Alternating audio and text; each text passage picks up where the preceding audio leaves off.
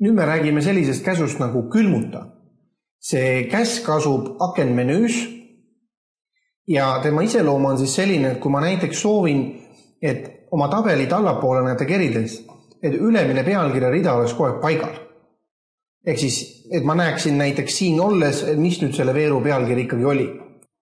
Siis selle tarvis on võimalik kasutada sellist käsku nagu külmuta. Freeze on tema inglise keeles. Nüüd selle nupu või selle menüü käsu kasutamise puhul peab teadma seda, et külmutatakse alati aktiivsest lahtrist kõik, mis jääb ülesse ja vasakule. Ehk siis, kui ma tahan ainult esimest rida külmutada, siis peaks aktiivne lahter olema A2 lahtris. Sellepärast, et vaadake, vasakule ei jää ühtegi veergu, aga ülesse jääb ainult üks rida. Ja nüüd, kui ma akenmenüüs selle käsu aktiveerin, siis näete, ilmus selline joon ja nüüd, kui ma kerin, kiire rullikuga näete allapoole tabelit,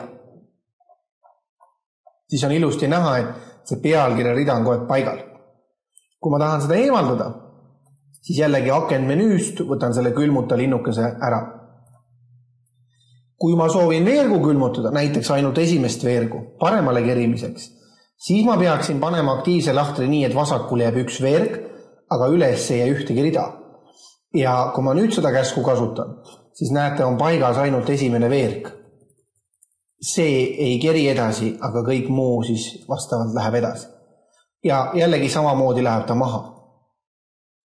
Kui mul aktiivne lahter asub siin, siis nagu ma ütlesin, tasub meeles pidada, et võetakse alati kõik ülevalt ja vasakult ja külmutatakse ära. Ehk siis näete, jooned tõmmati vastavalt, kus aktiivne lahter oli, on ülemised 4 rida mul praegu lukus ja on esimesed 4 veergu lukus. Kui ma soovin seda eemaldada, siis jällegi võtan akenmenüü ja linnukese ära käsu eest külmuta.